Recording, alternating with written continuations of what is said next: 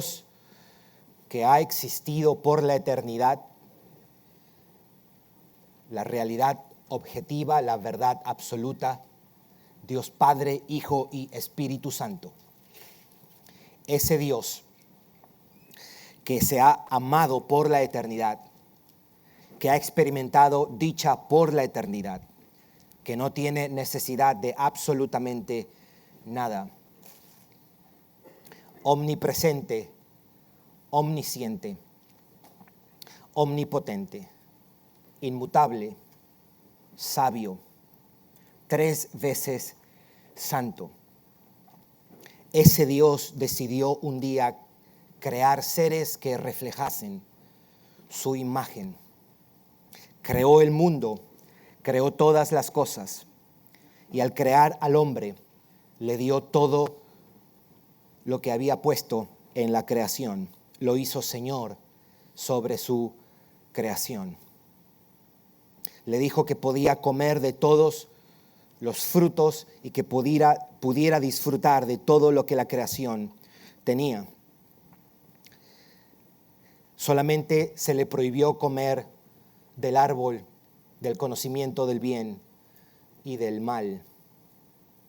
Y precisamente el hombre, en un acto de rebelión, en un acto de desafío, el hombre tomó de aquello que le fue prohibido tomar. El hombre, a causa de ese pecado, fue separado de la comunión y el compañerismo con su Creador. Dios le había dicho que si él tomaba de ese fruto, el hombre moriría, y ciertamente el hombre ha muerto. El hombre está bajo el juicio de Dios. Toda la creación está bajo el juicio de Dios. La ira de Dios se revela desde el cielo contra toda impiedad e injusticia de los hombres que detienen con injusticia la verdad, porque lo que de Dios se conoce les es manifiesto, pues Dios se lo manifestó. Pues su eterno poder y deidad se hacen claramente visibles por medio de la creación del mundo, de modo que no tienen excusa. El hombre no tiene excusa, no solamente para desobedecer a Dios, sino para negar la realidad de Dios. Este mundo está bajo el juicio de Dios, mis hermanos. Este mundo está bajo la condena de Dios a causa del pecado. El hambre que hay en el mundo, la pobreza, la miseria, el dolor, la enfermedad y todo lo que nos provoca dolor y sufrimiento está directamente ligado, es directamente un efecto de una causa. La causa es el pecado. El hombre ha pecado contra Dios, mis hermanos. Por eso sufrimos. El hombre está bajo el juicio de Dios. Y un día Dios nos va a llamar a cuentas. Y un día todos los seres humanos vamos a ser juzgados. El hombre merece la condena eterna. El hombre merece estar separado de Dios por la eternidad. El hombre no merece absolutamente nada, porque hemos despreciado a la fuente de nuestro bien. Hemos despreciado a la fuente de todo lo placentero y todo lo agradable y todo lo bueno que nosotros necesitábamos. Hemos despreciado la gloria de Dios. Este es un mundo afectado por el pecado. Este es un mundo caído. La humanidad está bajo ese juicio de Dios. Pero Dios quiso redimir al hombre. Dios no es un Dios distante que decidió enviar a los pecadores al juicio eterno sin la posibilidad de que éstos sean salvos. Él vino en la persona de su Hijo Jesucristo. Él se hizo hombre y Él asumió nuestra humanidad y Él se identificó con nuestra miseria, con nuestro sufrimiento. Él llevó sobre sí el pecado de los pecadores para que todos los que creen en Jesucristo y se arrepientan de sus pecados sean librados de la condena, tengan vida eterna, sean regresados a Dios y gocemos de Él por la eternidad cuando estemos en cielos nuevos y tierra nueva donde mora la justicia. Hay esperanza para este mundo caído, mis hermanos, y la esperanza se llama Jesús de Nazaret. Nosotros estamos aquí alabando y exaltando el nombre de nuestro Dios y estamos haciendo lo que haremos por la eternidad, con la gran diferencia que un día lo haremos sin esta realidad llamada maldad, pecado y dolor. Un día todo esto será removido, mis hermanos. Así que la única esperanza para el mundo en que vivimos es la proclamación del Evangelio, que Cristo Jesús, el Hijo de Dios, vivió una vida perfecta, murió en la cruz del Calvario, se levantó al tercer día, ha ascendido a los cielos, está sentado reinando, Él es Señor sobre todas las cosas, para que todo aquel que en Él crea y se arrepienta tenga vida eterna, mis hermanos. Esa es la única sólida y suficiente esperanza para este mundo caído. No hay más, no hay otra cosa, no hay otra cosa. Eso se llama las buenas noticias del Evangelio, las buenas noticias de salvación. Hay esperanza para los hombres, hay esperanza para tu abuelo y abuela no cristianos, hay esperanza para tus primos no cristianos, hay esperanza para tus hijos no cristianos, hay esperanza para nuestros compañeros de trabajo no cristianos, para nuestros vecinos no cristianos. Pero esa esperanza hay que proclamarla, mis hermanos. Esa esperanza hay que proclamarla. Y nosotros hemos venido pasando los últimos servicios hablando de la necesidad y la importancia de la predicación del Evangelio. Tomamos 2 semanas para hablar lo que Pablo decía en 1 Corintios 1. Predicamos a Cristo. Los hombres buscan un sinnúmero de cosas para su felicidad y para la vida buena. Pero Pablo dice, lo único que yo les predico es Cristo crucificado. ¿Por qué? Porque en Cristo crucificado está la sabiduría de Dios y en Cristo crucificado está el poder de Dios. Sabiduría de Dios para salvación y el poder de Dios para salvación. Los hombres no necesitan buenos consejos, no necesitan una mejor educación, no necesitan vivir en un mejor país, no necesitan mejores condiciones económicas, aunque todo eso sería bueno si se da, pero lo que los hombres necesitan es escuchar el Evangelio. Necesitan escuchar a Cristo, que es el poder de Dios y es la sabiduría de Dios. Hoy día yo quiero que nos enfoquemos en la necesidad de proclamar el Evangelio. La necesidad de proclamar el Evangelio. Y vamos a tomar brevemente este pasaje de Romanos 10, versículos 11 al 12, al 15 más bien. Yo voy a decir 3 cosas básicas desde los versículos 13 y 14, pero no sin antes dar brevemente una explicación de qué cosa él está hablando en este capítulo 10 del libro de Romanos. Para darle de alguna manera, para ubicarnos en las palabras y el argumento del apóstol Pablo. En Romanos 10, Pablo está enseñando que los judíos han fracasado pensando que podían salvarse por sus buenas obras. Lo que dice en el verso 11, si usted mira el verso 11 del texto que hemos leído, todo aquel que en él creyere no será avergonzado. Es una cita de Isaías 28:16. Y lo que dice en el versículo 13, note lo que dice en el versículo 13, porque todo aquel que invocare el nombre del Señor será salvo, es una cita de Joel capítulo 2, versículo 32. La razón por qué él cita 2 veces al Antiguo Testamento es para demostrar que la salvación por la fe no es algo nuevo. Dios siempre salvó cuando lo invocan y creen en Él. Lo que Pablo enseña en estos primeros versículos es que Israel creyó que por su justicia se podían salvar cuando el mismo Antiguo Testamento enseñaba que era por fe. La misma ley que ellos leían decía que la salvación era por creer. Mis hermanos, la salvación es siempre por la fe. Y esto es cierto tanto, dice Pablo, para judíos como para gentiles. Y esto es lo que tenemos en el versículo 12. Leamos el versículo 13 y el 14 antes de entrar a desarrollar lo que quería compartir esta tarde para ser estimulados y recordados de nuestra responsabilidad con la evangelización y la predicación del evangelio. Todo aquel que invocare el nombre del Señor será salvo.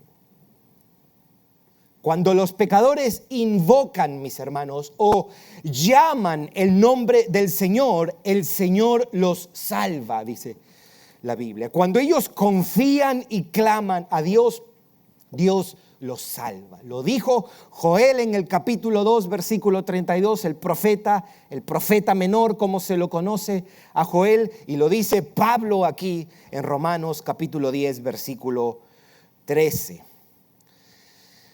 Leamos el versículo 14. Escuche la manera de argumentar del apóstol Pablo. ¿Cómo pues?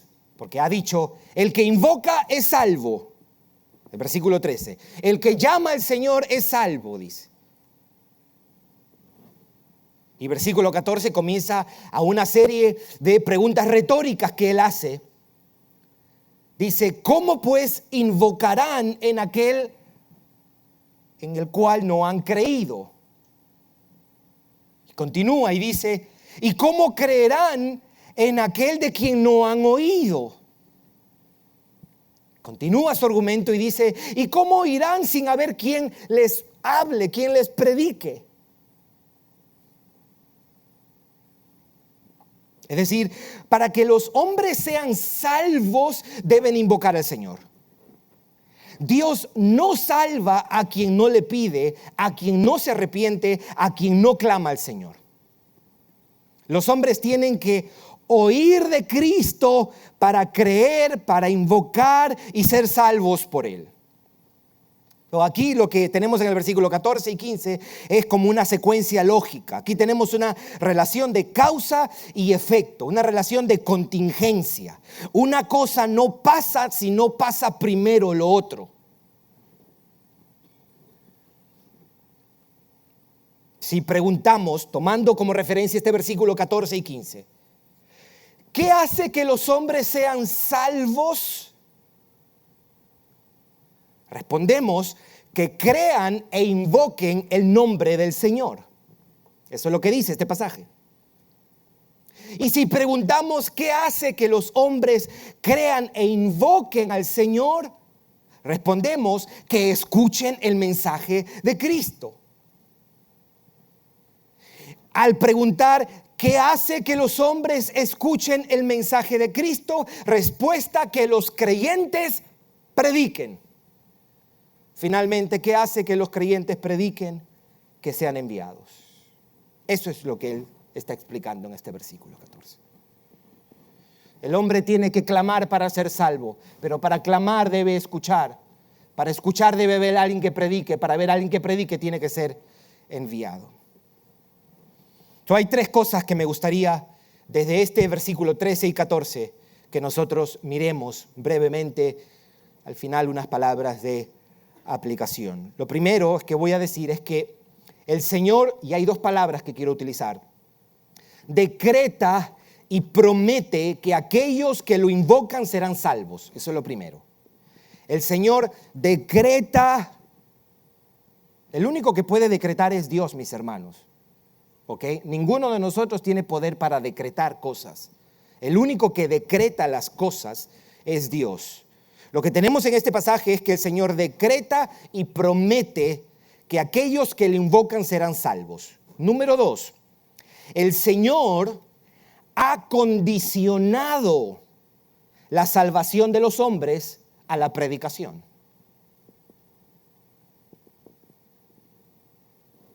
Y número 3, el Señor ordena que los hombres se salvan escuchando la predicación y subrayado de Cristo.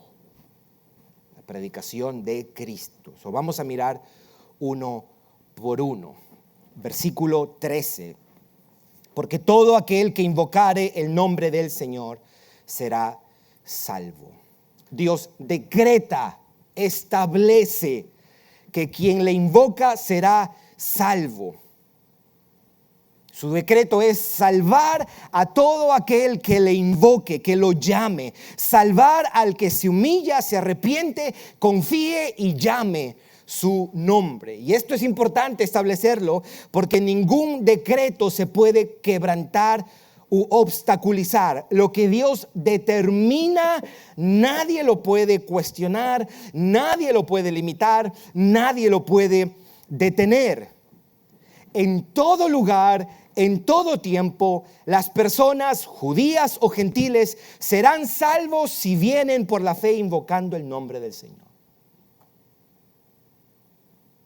Por eso podemos creer que una persona se puede salvar en la cama de un hospital. Por Romanos capítulo 10, versículo 13. Los pecadores serán salvos si invocan el nombre del Señor. Nada puede revocar esto, mis hermanos. Esto es un decreto que se aplica en todo lugar, en todo tiempo y es válido para cualquier persona, sea la más vil y que más maldad haya hecho ante nuestros ojos. Si esa persona se arrepiente y llama el nombre del Señor, será salvo o salva. Y yo sospecho que los cristianos no creemos 100% esto.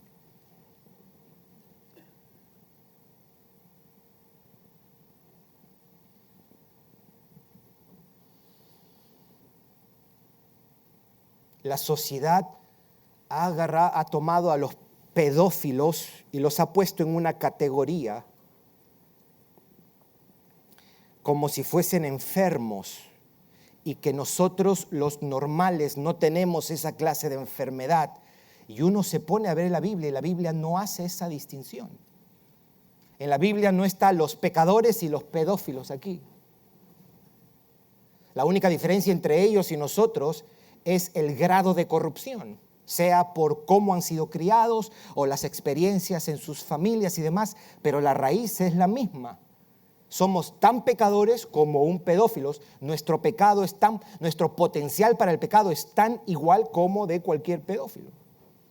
Y si un pedófilo o un hombre que viola a una mujer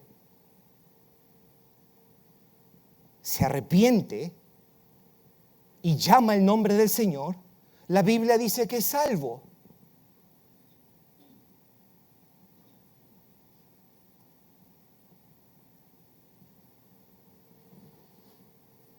Los veo callados y me parece bien. Porque de repente a veces decimos, sí, gloria a Dios. Si Bud Bunny clama el nombre del Señor, es salvo Bud Bunny. ¿Ok? Si un criminal le quita la vida a tu hijo de una manera vil y lo llevan a la cárcel y en la cárcel invoca el nombre del Señor, es un decreto. Si él invoca el nombre del Señor, te guste o no te guste, será salvo. Y a los cristianos nos debe parecer qué glorioso eso. Decimos, oh, sí, yo sí creo, pero, bueno, enfrentémonos al texto. El texto dice, todo el que invocar, es un decreto. Es un decreto. Y ahí pudiéramos entrar en el tema de pensar de que nuestro pecado es menos que el pecado de aquellos que son viles pecadores, ¿verdad? Era como el juez que lee la sentencia de Ted Bundy y le dice a él, lo que tú has hecho es shockingly evil. Es extraordinariamente vil lo que tú has hecho. Le dice el juez a Ted Bundy cuando lo sentencia. Eso es el pecado. De eso no nos salvamos nosotros. Cada pecado que usted y yo hemos cometido es un pecado contra la gloria de Dios, infinita gloria de Dios. Aquí no es que, no, nuestros pecados fueron de categoría más socialmente aceptable. Vil, fue vil, mis hermanos. Y nosotros llamamos al nombre del Señor y el Señor nos salvó. No deberíamos perder el asombro de eso. de que hemos sido perdonados mereciendo la condena de Dios. El que invocar el nombre del Señor será salvo. Dios ha prometido, es un decreto, pero también es una promesa para todos los pecadores. Por eso la oferta de salvación debe ser hecha a todos los hombres. No solo porque todos los hombres tienen necesidad de salvación, sino porque Dios promete que cualquiera que le invoque, cualquiera que venga en fe y arrepentimiento, será salvo. Cualquier tipo de hombre, en cualquier circunstancia, en cualquier momento, Dios puede salvar al hombre que clame a Él, aún estando en su cama, estando en su vehículo, en su lugar de trabajo. Por eso es que nosotros podemos decirle a un pecador que se arrepiente y confía en Cristo, que ellos son salvos. Nosotros podemos asegurar esa promesa. Les podemos decir que Dios los redimirá a ellos si se han arrepentido. Es una promesa. Todo el que invoca mi nombre será salvo. Podemos dar seguridad a las personas. Eso es uno. Dos, esto lo tomo del versículo 14. El Señor ha condicionado la salvación de los hombres a la predicación. Yo creo que aquí esto es importante tenerlo presente, sobre todo para nosotros que creemos que Dios escoge a los pecadores para salvación. Es una enseñanza bíblica. Dios predestina desde antes de la fundación del mundo y sin tomar en cuenta sus buenas obras, sin tomar en cuenta el hecho de que Él sabe que algunos van a creer, en realidad los que creen, creen porque ellos fueron escogidos para salvación. Todo aquel que Dios ha escogido se salvará. Romanos 8:30. A los que predestinó, a estos también llamó. A los que llamó, a estos también justificó. A los que justificó, a estos también glorificó. ¿Qué pues diremos a esto? Si Dios es por nosotros, ¿quién contra nosotros? Pablo está estableciendo: aquellos a quienes Dios predestina serán salvos. Esa misma Biblia que enseña eso, también enseña esto. Dios no solo decreta quiénes se salvarán, también decreta el instrumento de la salvación, y es la predicación. Si no oyen, no se salvan, dice este pasaje. Nunca tome dos textos bíblicos y los ponga en contra. Nunca podemos decir, no importa que no se predique, porque al final se van a salvar todos los que Dios ha escogido. La Biblia no habla en esos términos. Aquí dice que el que no escucha y no clama no viene a salvación. No viene a salvación. Así que Dios no solo decreta que los que claman sean salvos, también decreta cuál es el medio para la salvación, y es la predicación. Él salvará pecadores por medio del instrumento de la proclamación del evangelio. Dios ha condicionado la redención de los hombres al trabajo que hace la iglesia de hablar de Cristo, de proclamar. Si los hombres no escuchan, no son salvos. Dios no salva a quien no le invoca. Y los hombres no invocan si no oyen la predicación. Esta es la conclusión directa de este pasaje.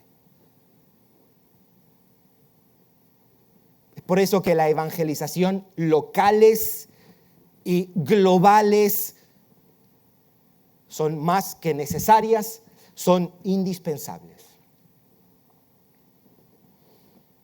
La evangelización a nuestros amigos, familiares y compañeros no cristianos es una imperiosa necesidad. Es indispensable para que se puedan salvar, mis hermanos. Y tres,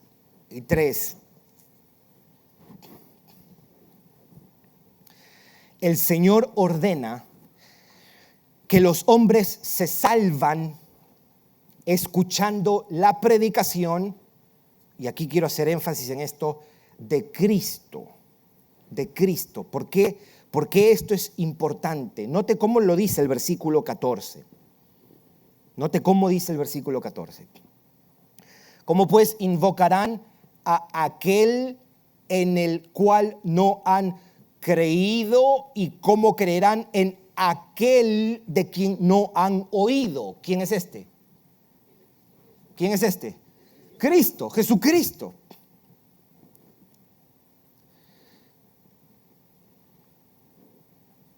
El mensaje es Cristo y la oferta es Cristo. Importante hoy día, sobre todo con el evangelio de la prosperidad, que ofrece: porque Cristo ha hecho esto, tú puedes tener esto. Porque Cristo ha hecho esto, tú puedes ser rico. Porque Cristo ha hecho esto, tú puedes tener una familia feliz. Porque Cristo ha hecho esto, tú puedes obtener todo lo que tú te propones. Eso no es lo que nosotros tenemos aquí. No ofrecemos cosas, no ofrecemos beneficios, ofrecemos a una persona, mis hermanos. Ofrecemos a una persona. No solo tenemos perdón de pecados, pero tenemos perdón de pecados en esa persona, en unión con esa persona. Tenemos la justicia, pero es la justicia de una persona. Tenemos la adopción que compartimos con Cristo, adopción de hijos. No solo tenemos beneficios, sino que tenemos una persona. Proclamamos a Cristo. Él es lo que ofrecemos, a Él es a quien ofrecemos. La salvación es regresar a una persona y tener compañerismo con esa persona.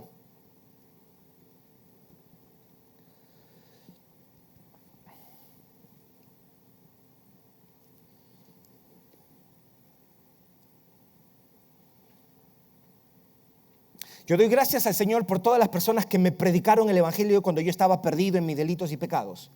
Fueron varias personas. Oscar Delgado, el esposo de mi tía, los doctores Miriam Lamus y Eri Ferreira, donde yo trabajaba, y después el hermano de mi esposa, mi cuñado Eusebio.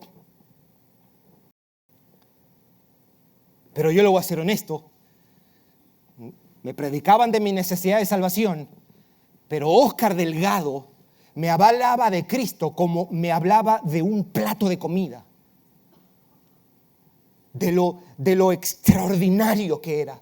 Él se derretía, se le hacía agua a la boca. Eso es lo que ofrecemos, mis hermanos.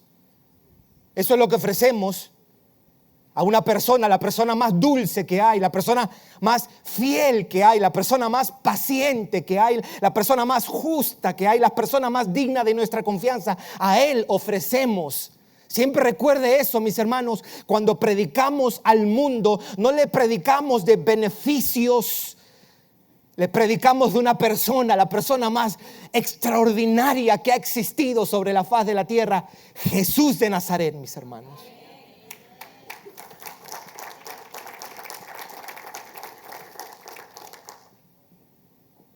Esto es importante también, sobre todo,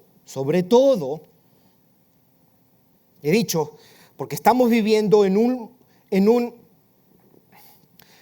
tiempo donde gran parte de la evangelización, no toda, pero gran parte de la evangelización es presentar beneficios que te da Cristo, y no son beneficios de la redención, son beneficios terrenales. Ven a Cristo que Él va a mejorar tu vida.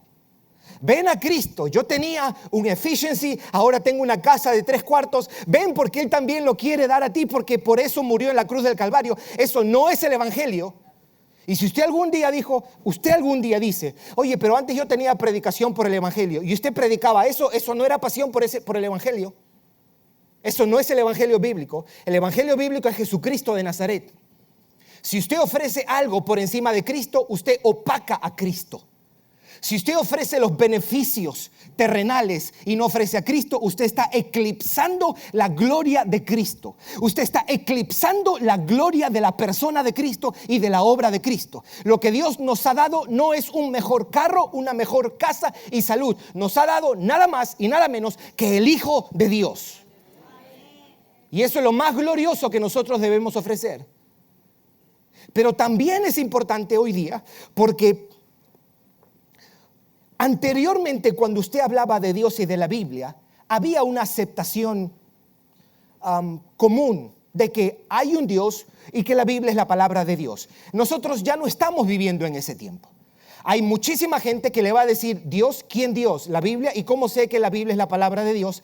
Y mucho de la evangelización de hoy día tiene que ser precedida de un trabajo apologético. Es decir, tratar de defender lo que creemos, probarle a las personas de la existencia de Dios y probarle a las personas, especialmente la apologética clásica, que trata de probar que Dios existe y probar que la Biblia es la palabra de Dios.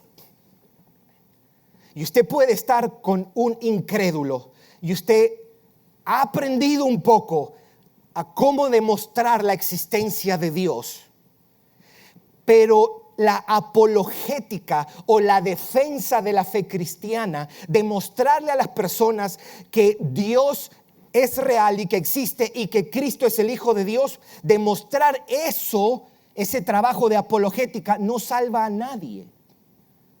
Lo que salva a las personas es la predicación de Cristo.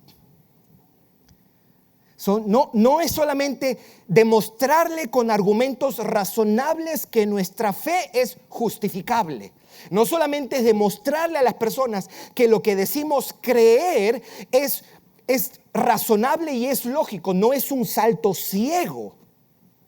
Está bien que hagamos eso si es necesario, pero eso no salva a nadie. Lo que salva es el evangelio. Es hablarles de Cristo, es presentarle a esta persona de tal manera que pueda ser visto en toda la plenitud de su persona gloriosa y salvífica. ¿Cómo creerán en aquel que no han oído? Es a Cristo que tenemos que ofrecerle a los hombres. La predicación del evangelio es en esencia la predicación de una persona. La oferta del evangelio es la oferta de una persona. Presentamos y ofrecemos a Cristo, mis hermanos. Oh, que el Señor nos ayude a hacer eso. Que el Señor nos ayude a hacer eso. Porque argumentos va, argumentos vienen. Usted puede demostrarle, usted puede ganar un argumento, ganar una discusión. Eso no salvará a nadie. Pero si pueden escuchar y pueden ver que esta persona que nosotros decimos hablar es una persona increíblemente digna de nuestra confianza y nuestra obediencia y lealtad y adoración, Dios puede salvarlos. Él es el mensaje, Él es el beneficio, Él es lo que Dios ha ofrecido. No diga, en Cristo Jesús usted puede tener la buena vida. Una palabra muy común en estos días, the good life.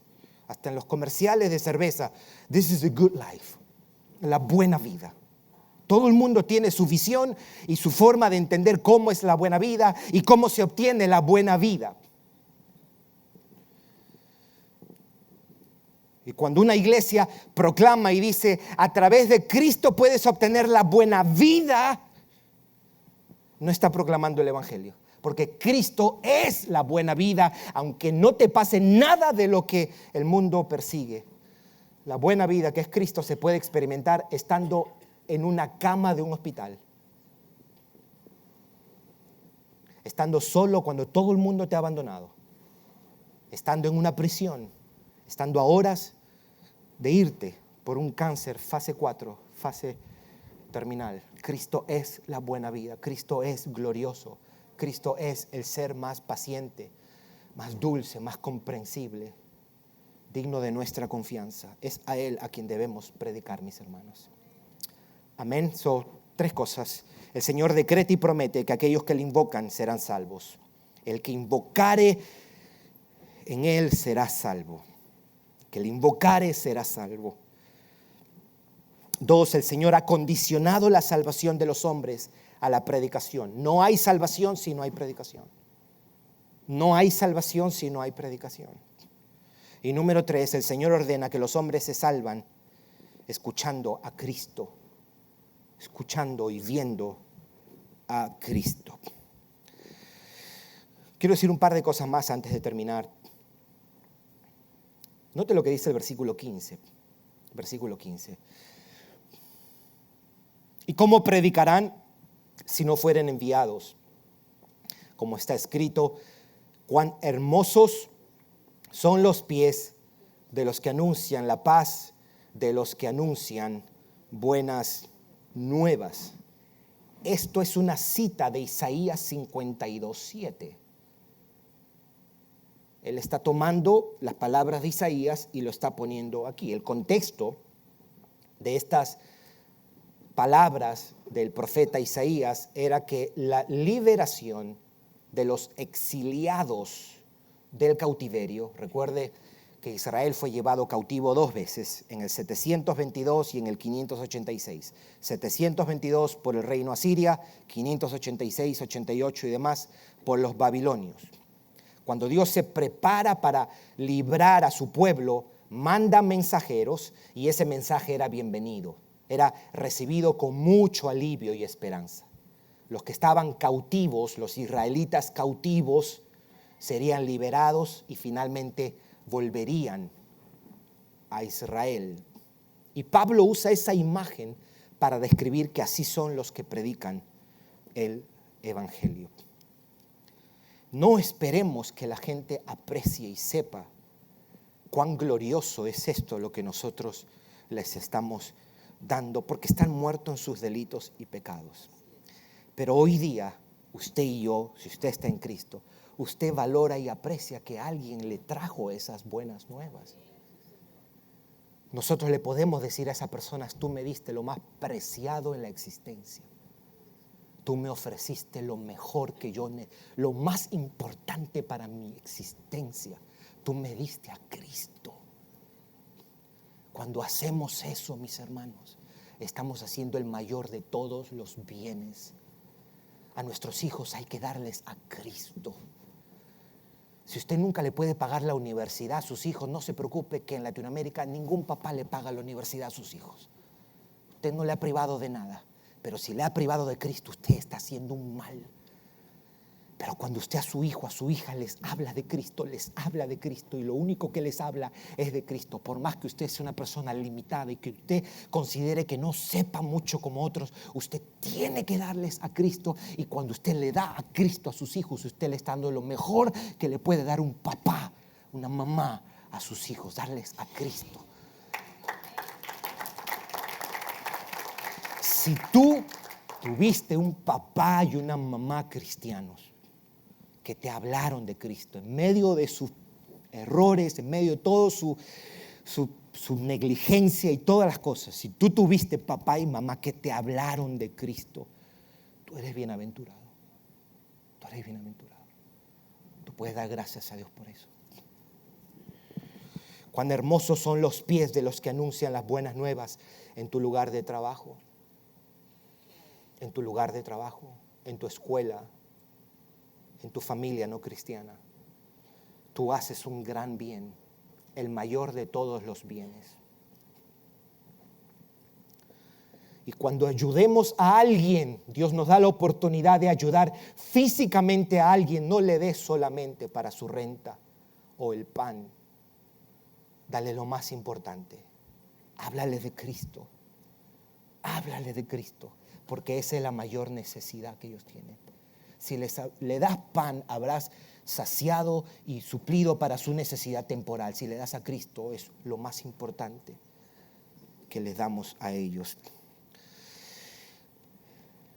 El versículo 15 dice, ¿y cómo predicarán si no fueren enviados?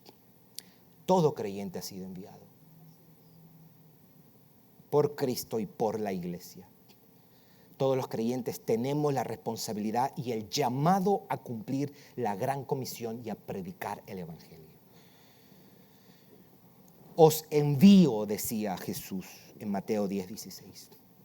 Jesús envió a los 12, después envió a los 72, después envió a un grupo más grande en Mateo 28 cuando dijo, id y haced discípulos. Ahora bien, este llamado a predicar el evangelio no se limitó a los primeros discípulos. Porque Pablo, que no estaba entre ellos, él mismo dice: ¡ay de mí si yo no predico el evangelio! Y en Primera de Corintios también dice: yo fui enviado a predicar el evangelio.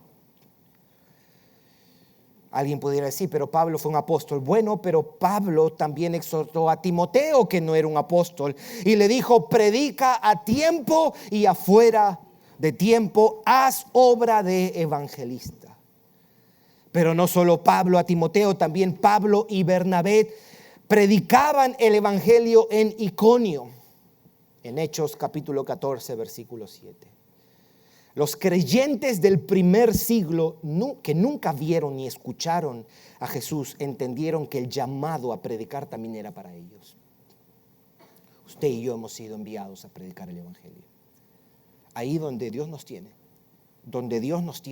nos tiene para hacer sal y luz, para predicar y para que ellos escuchen y para que ellos se salven. Esto sugiere que no hacerlo es desobedecer un directo mandato del Señor. Y segundo, que cuando los hombres nos rechazan, debemos estar tranquilos. Ellos están rechazando a Cristo, no a nosotros. Eso fue lo que dijo Jesús. Yo creo que una de las cosas es que Él buscaba: no te lo tomes personal, relax. ¿Okay? El mundo me odia a mí, por eso te va a odiar a ti. El mundo me rechaza a mí, te va a rechazar a usted. Yo los envío. Si lo rechazan a ustedes es porque me rechazan a mí.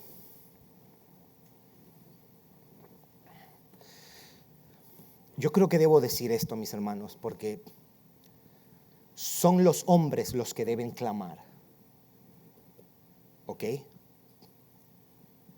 ¿Por qué yo digo esto? Porque no se trata de hacerles repetir una oración. Repite esta oración y serás salvo. Los televangelistas en la televisión: repite esta oración, sin ninguna explicación de lo que es Dios, de lo que es el pecado, de lo que es el infierno, de lo que es la justicia de Dios, la ira de Dios, el juicio de Dios, la gracia de Cristo, el nuevo nacimiento, sin ninguna explicación, ninguna conciencia de lo que es el arrepentimiento y la fe. Solamente repite, y si repetiste, sí, tú eres salvo. Eso es un daño que se le ha hecho a muchísima gente. Por eso hay muchas personas que van por las iglesias: tú eres cristiano, sí, porque yo un día repetí una oración. Usted no es salvo por repetir una oración. Usted es salvo si en arrepentimiento y fe usted clama al Señor. Usted clama al Señor y le pide que lo salve. Ellos deben creer, y si creen y claman, Dios los salva. Ahora, cuando ellos han sido convictos por su pecado, nosotros podemos ayudarlos y guiarlos en una oración. Pero no es la oración que salva. No es la oración que salva. Es el corazón que está arrepentido, que clama a Dios, y nosotros podemos ayudarles a articular lo que ha pasado en sus corazones. Por eso es que no rechazo o no critico o descarto totalmente el hacerle repetir una oración a una persona, a menos que nosotros les expliquemos primero y veamos alguna señal de que de verdad esas personas han estado bajo convicción de pecado y desean esto que le ofrecemos. Y en ese momento entonces le podemos decir: pídele a Dios que te salve. No sé cómo hacerlo. Bueno, te puedo ayudar. ¿Quieres que te ayude? ¿Quieres arrepentirte de tus pecados? Si quieres poner tu confianza en Jesucristo, si eres un pecador, si crees que Jesucristo murió en la cruz, sí, ok, vamos a orar. Amén, mis hermanos. Amén. 2, toda clase de hombre puede salvarse. Toda clase de hombre puede salvarse. Si tu jefe es la persona más insoportable que tú conoces,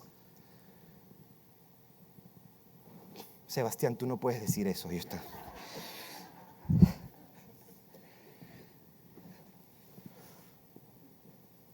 Hablando de no cristianos. Si él invoca, él será salvo. Él será salvo. Y lo último, no solamente toda clase de hombre puede salvarse. Este texto también me está diciendo, toda clase de creyente puede ser un instrumento para llevar buenas nuevas y para que Dios los salve. Toda clase de creyente puede ser un instrumento para llevar buenas nuevas y para que Dios se salve. Mientras luchamos con nuestro pecado en este mundo caído, lucha que muchas veces puede consumir nuestro tiempo, energía y atención, no perdamos de perspectiva que el mundo está perdido, mis hermanos, y que somos nosotros que tenemos la esperanza para ellos y que tenemos un deber para proclamar el evangelio, para que los hombres se arrepientan y se pongan a cuentas con Dios. Amén. Oramos.